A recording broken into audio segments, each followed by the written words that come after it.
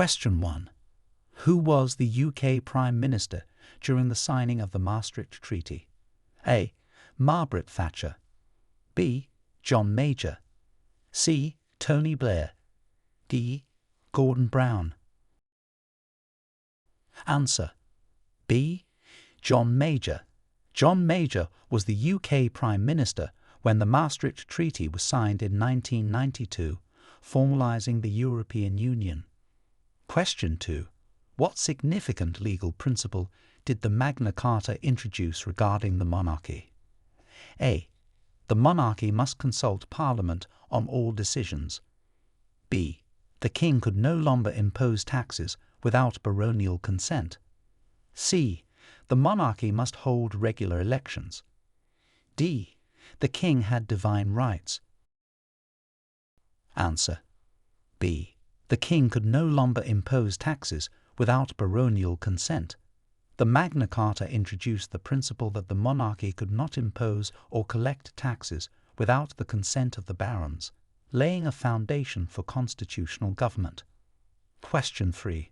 What is the main function of the Cabinet in the UK government? A. To draft legislation. B. To advise the monarch. C. To oversee local governments. D.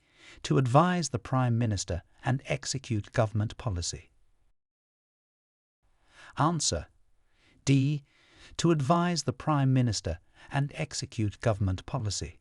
The Cabinet's main function is to advise the Prime Minister and execute government policy. Question 4. What year was the Bank of England established, and why was it significant? A. 1544. It was the first central bank in the world. B. 1694. It served to act as the government's bank. C. 1776. It introduced the gold standard. D. 1844. It established the modern banking system. Answer: B. 1694. It served to act as the government's bank. The Bank of England was established in 1694, primarily to act as the government's bank, marking it as one of the oldest central banks in the world. Question 5. Can you name 2 key reforms introduced during the reign of King Charles III's mother, Queen Elizabeth II? A. Decolonization and the establishment of the welfare state. B. The introduction of the National Health Service and education reforms. C. Decriminalization of homosexuality and the abolition of the death penalty. D. Women's suffrage and child labor laws. Answer: C. Decriminalization of homosexuality and the abolition of the death penalty.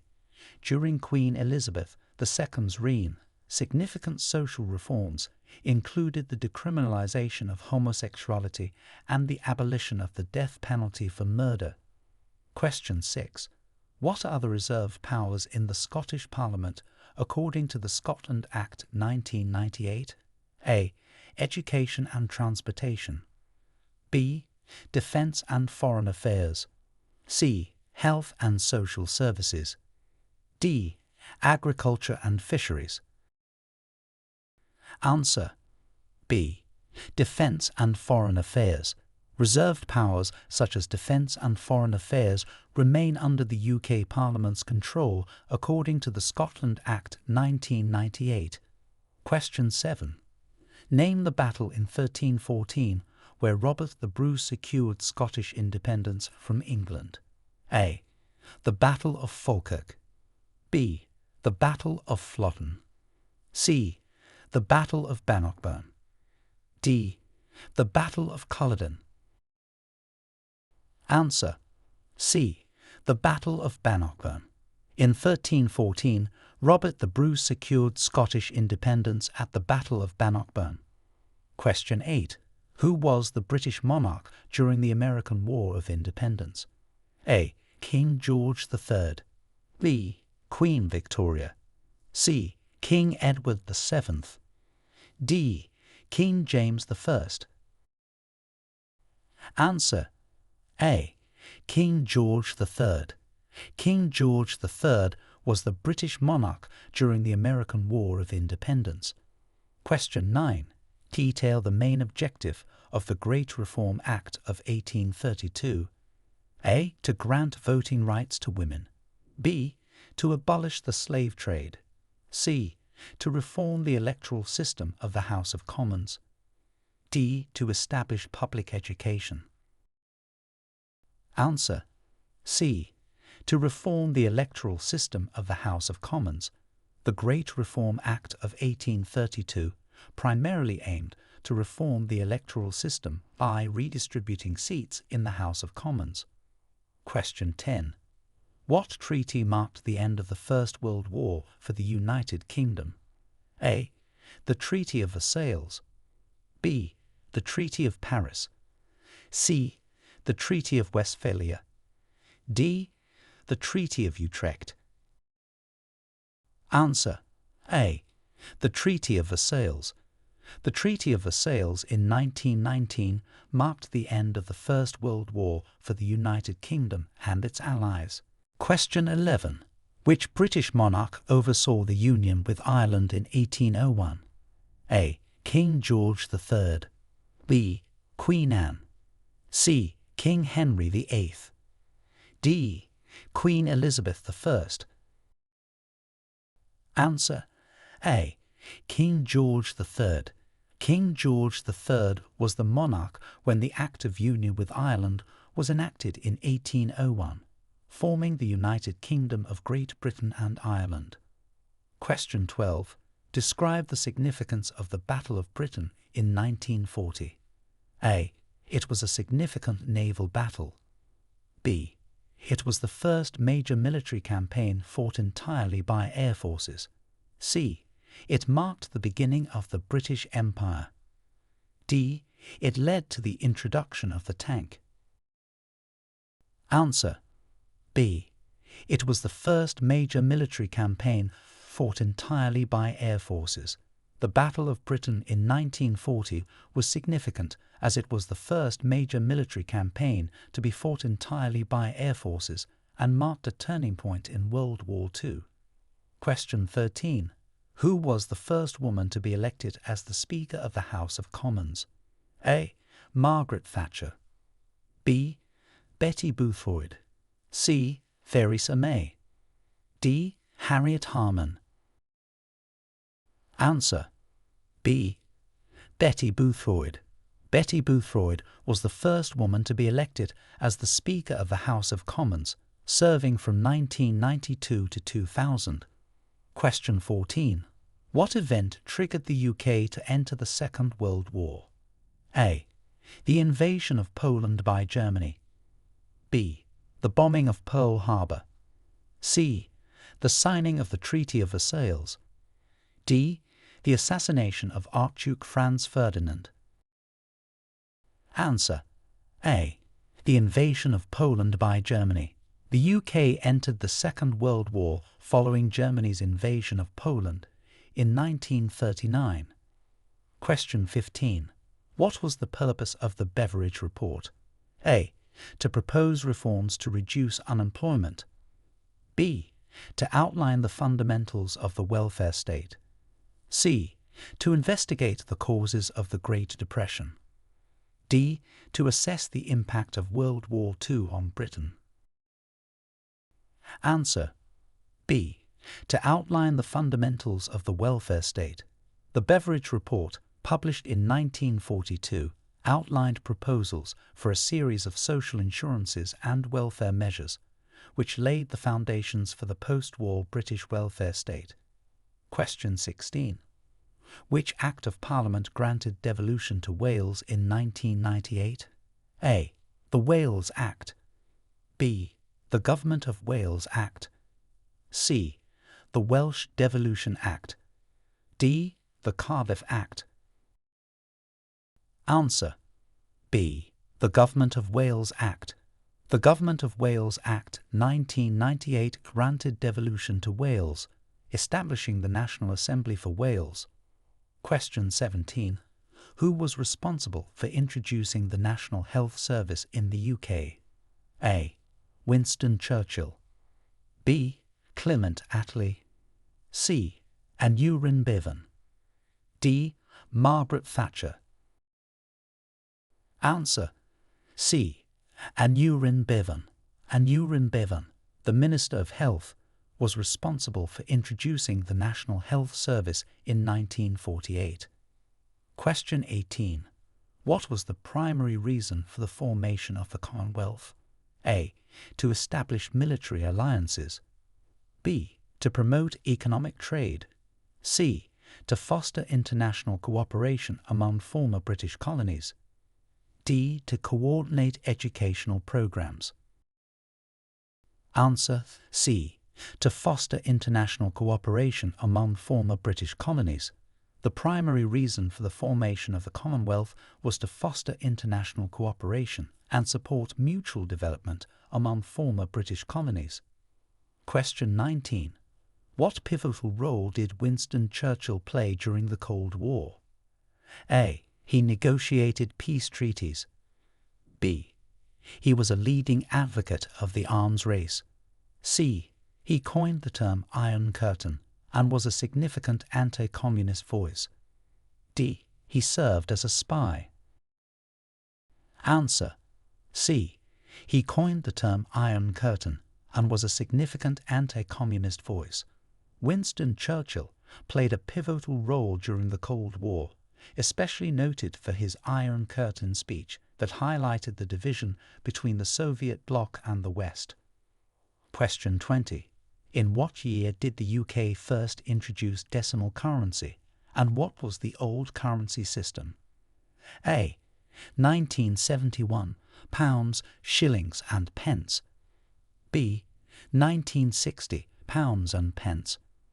C. 1980, pounds and florins. D. 1952, pounds, crowns and guineas. Answer: A. 1971, pounds, shillings and pence. The UK introduced decimal currency in 1971, transitioning from the old system of pounds, shillings and pence. Question 21. What are the implications of the Fixed-Term Parliaments Act 2011? A. It established the monarchy's right to dissolve Parliament. B. It set specific dates for general elections every 5 years. C. It gave the House of Lords the power to call elections. D. It allowed for more frequent elections. Answer: B. It set specific dates for general elections every 5 years. The Fixed-Term Parliaments Act 2011 established a fixed 5-year period between general elections unless specific conditions, such as a no-confidence vote or a 2/3 majority vote, bring about an earlier election. Question 22. Who was the UK's first female Foreign Secretary? A. Margaret Thatcher. B. Margaret Beckett. C. Theresa May. D. Harriet Harman. Answer: B. Margaret Beckett. Margaret Beckett became the first female Foreign Secretary in 2006, serving under Prime Minister Tony Blair. Question 23. What is the Salisbury Convention and how does it function within the UK legislative process? A. It requires the monarchy to sanction all legislation. B. It mandates that the House of Lords cannot reject legislation that was in the government's manifesto. C. It is an agreement that all laws must pass through a public referendum. D. It allows the House of Commons to veto decisions made by the House of Lords. Answer: B. It mandates that the House of Lords cannot reject legislation that was in the government's manifesto. The Salisbury Convention is a constitutional convention in the UK, ensuring that major manifesto commitments can pass through the House of Lords without being rejected, though they may be amended. Question 24. Describe the role of the Lord Chancellor in the UK government. A. Heads the judiciary and presides over the House of Lords. B. Manages the Crown's properties and finances. C. Is the principal advisor to the Queen. D. Oversees elections and voting processes. Answer. A. Heads the judiciary and presides over the House of Lords. The Lord Chancellor plays a crucial role in the judiciary and the legislative process, including presiding over the House of Lords and having various judicial responsibilities. Question 25. What was the significance of the Good Friday Agreement beyond Northern Ireland? A. It ended the British monarchy's rule in Northern Ireland. B. It allowed for the creation of the European Union. C. It set a precedent for other international peace negotiations. D. It changed the currency of Ireland. Answer. C. It set a precedent for other international peace negotiations. The Good Friday Agreement, signed in 1998, was significant beyond Northern Ireland for setting a precedent in how complex political and sectarian conflicts can be resolved through negotiation and dialogue. Question 26. Which law officially abolished the death penalty in the UK for murder? A. The Murder, Abolition of Death Penalty Act 1965. B. The Homicide Act 1957. C. The Capital Punishment Act 1973. D. The Criminal Justice Act 2003. Answer. A. The Murder, Abolition of Death Penalty Act 1965. This act suspended and effectively abolished the death penalty for murder in the United Kingdom. Question 27. Who was the youngest British Prime Minister, and at what age did they assume office? A. David Cameron at 43. B. Tony Blair at 40. C. William Pitt the Younger at 24. D. John Major at 46. Answer. C. William Pitt the Younger at 24. William Pitt the Younger became the youngest British Prime Minister in 1783 at the age of 24. Question 28. Name the treaty that led to the formation of the European Union, which the UK originally ratified. A. The Maastricht Treaty. B. The Treaty of Rome. C. The Treaty of Lisbon. D. The Treaty of Paris. Answer. A. The Maastricht Treaty. The Maastricht Treaty, signed in 1992, formally established the European Union and was ratified by the UK among other member states. Question 29. Detail the primary objectives of the Human Rights Act 1998. A. To incorporate the European Convention on Human Rights into UK law. B. To establish the UK as a member of the UN Security Council. C. To separate the powers of the courts and the Parliament. D. To define the roles of the Prime Minister and the monarch. Answer. A. To incorporate the European Convention on Human Rights into UK law. The Human Rights Act 1998 aimed to incorporate the rights contained in the European Convention on Human Rights into UK law, ensuring that these rights could be upheld in UK courts. Question 30. What was the main outcome of the Glorious Revolution of 1688? A. It confirmed the dominance of the monarchy over the Parliament. B.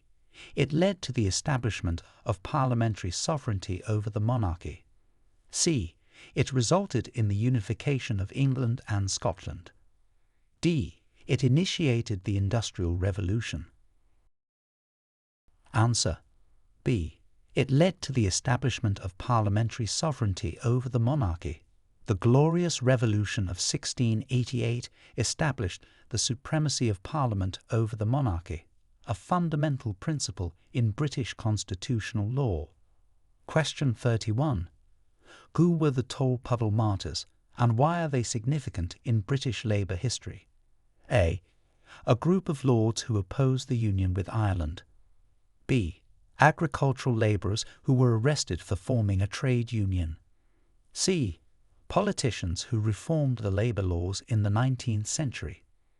D. Industrial workers who led the general strike of 1926.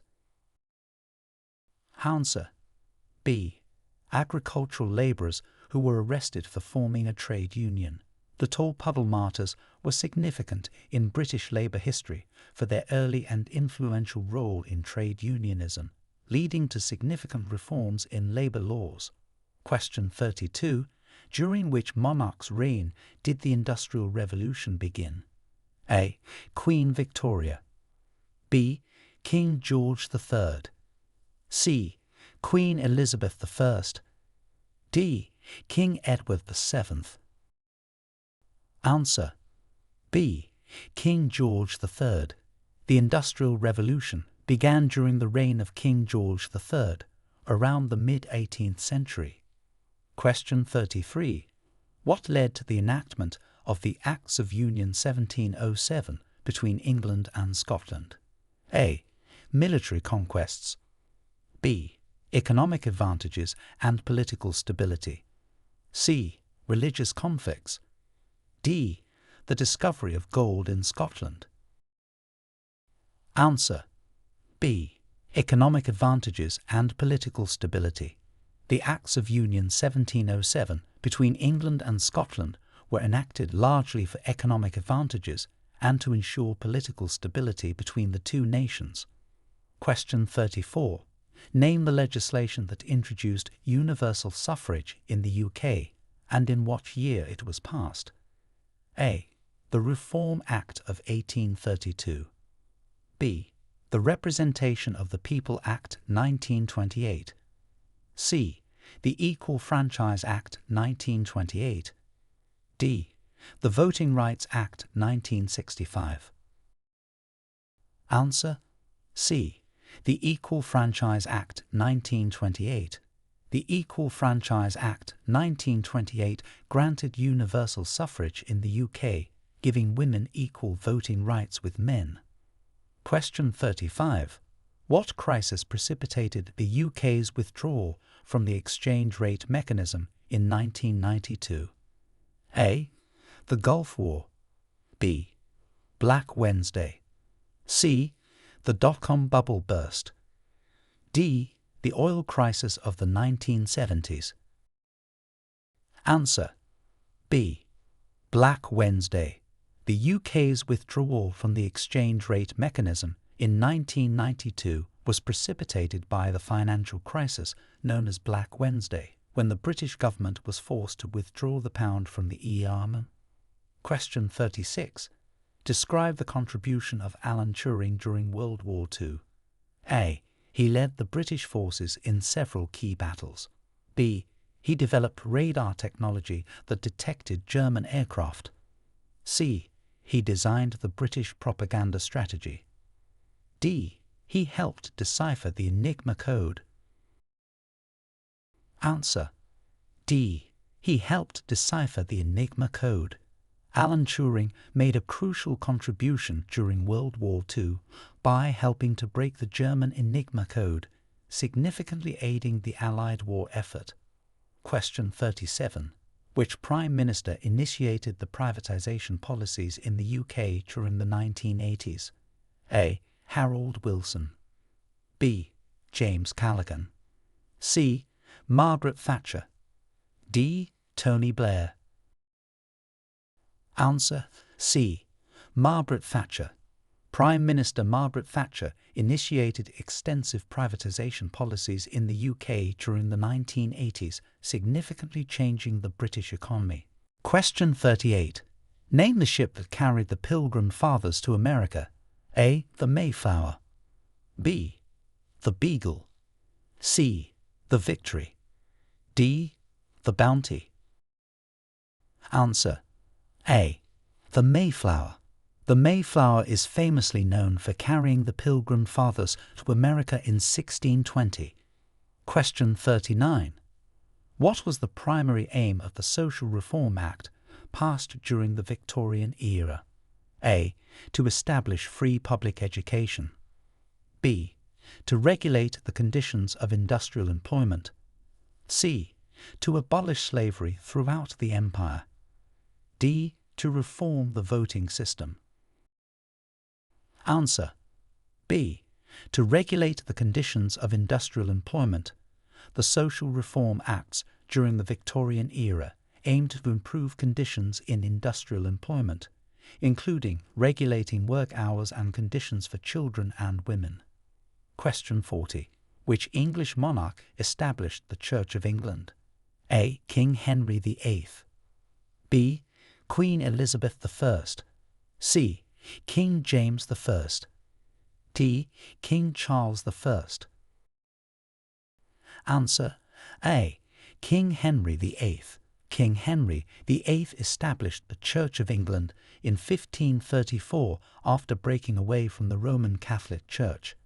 Question 41. In what year was the Battle of Agincourt, and why is it historically significant? A. 1066. It marked the Norman conquest of England. B. 1415. It was a major English victory in the 100 Years' War. C. 1645. It was a decisive battle in the English Civil War. D. 1815. It marked the defeat of Napoleon at Waterloo. Answer. B. 1415. It was a major English victory in the 100 Years' War. The Battle of Agincourt in 1415 is historically significant because it was a major victory for the English against the French during the 100 Years' War, exemplifying the effectiveness of English longbowmen. Question 42. Name the British political figure associated with the appeasement policy prior to World War II. A. Winston Churchill. B. Neville Chamberlain. C. Clement Attlee. D. Anthony Eden. Answer. B. Neville Chamberlain. Neville Chamberlain is the British political figure most associated with the policy of appeasement toward Nazi Germany prior to World War II. Question 43.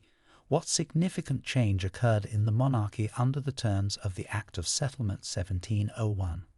A. It established the Parliament's power over the monarchy. B. It settled the succession to the English and Irish crowns on Protestants only. C. It ended the personal union between England and Scotland. D. It introduced the concept of constitutional monarchy.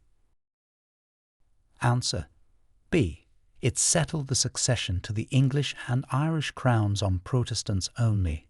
The Act of Settlement 1701 was significant for ensuring that succession to the throne was restricted to Protestants, altering the line of succession to exclude Catholics. Question 44. Which British explorer first circumnavigated the globe in the 16th century? A. James Cook. B. Francis Drake. C. John Cabot. D. Walter Raleigh. Answer. B. Francis Drake. Sir Francis Drake was the first British explorer to circumnavigate the globe from 1577 to 1580, enhancing England's maritime prowess and contributing to its empire-building efforts. Question 45. What were the Corn Laws, and what impact did their repeal have on the UK? A. Laws enforcing grain prices. Their repeal led to free trade. B. Laws regarding corn production. Their repeal decreased agricultural jobs. C. Environmental laws. Their repeal led to ecological issues. D. Trade laws. Their repeal led to decreased imports. Answer. A. Laws enforcing grain prices. Their repeal led to free trade. The Corn Laws were tariffs and other trade restrictions on imported food and grain. Their repeal in 1846 led to the adoption of free trade policies and had a significant impact on lowering food prices and promoting economic growth.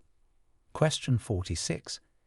Detail the significance of the Chartist movement in the 19th century. A. It was a movement that advocated for women's rights. B. It focused on achieving social reform through peaceful protests. C. It was a working-class movement for political reform. D. It aimed to reform the Church of England. Answer C. It was a working-class movement for political reform.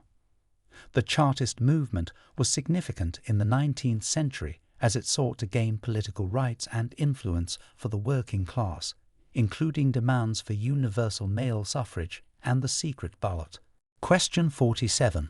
Who was the Prime Minister of Britain at the start of the NHS? A. Winston Churchill. B. Clement Attlee. C. Harold Wilson.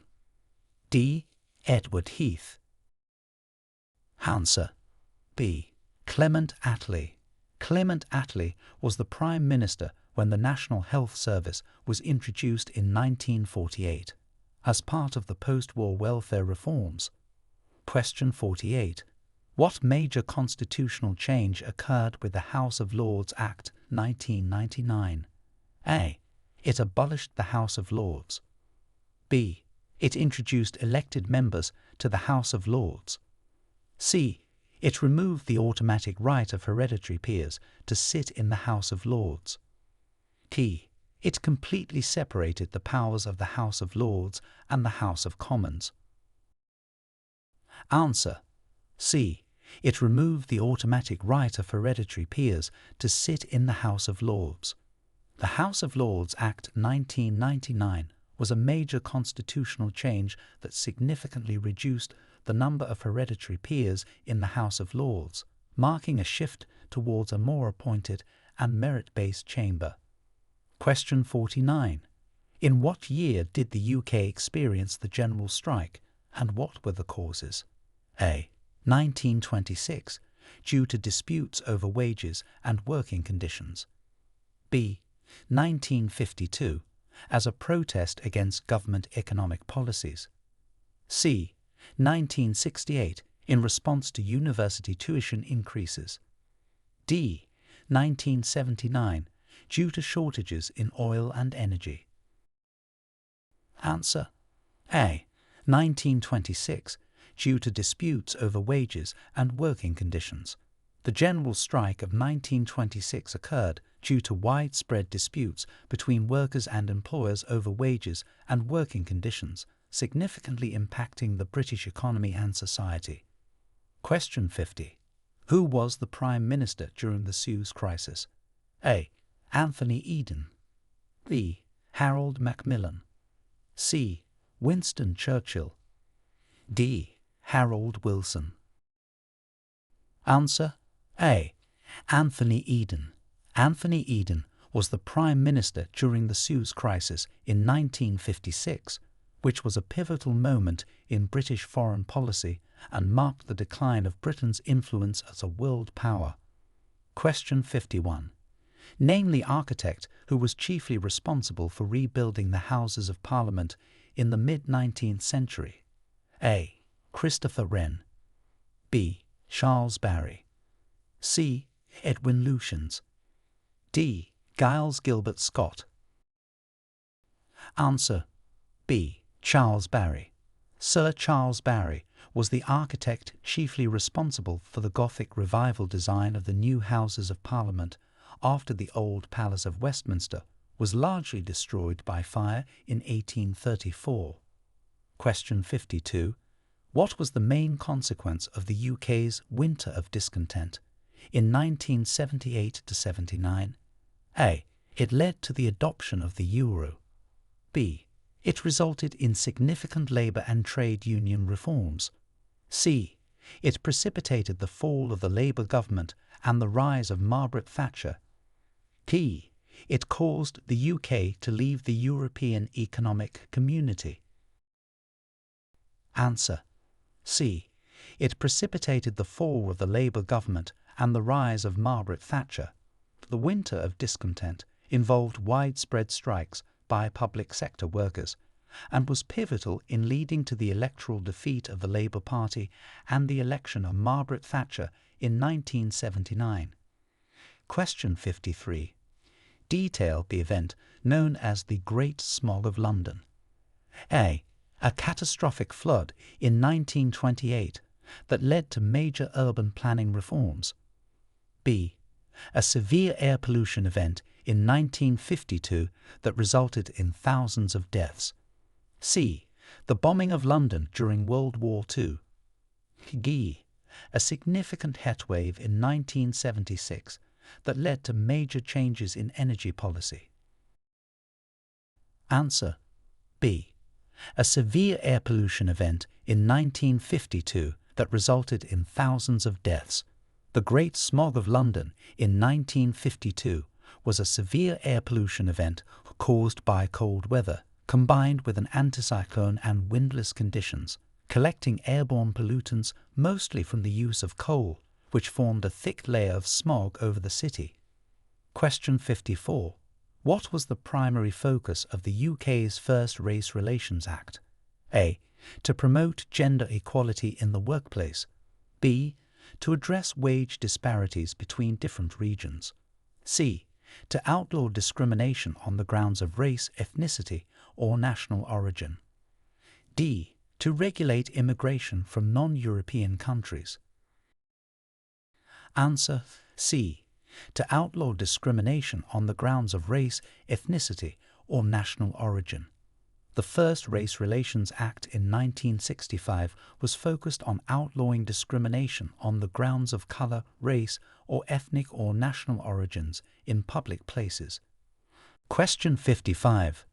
Describe the changes to the UK's electoral boundaries implemented by the Parliamentary Voting System and Constituencies Act 2011. A. It increased the number of constituencies. B. It reduced the number of constituencies and standardised their size. C. It allowed for online voting.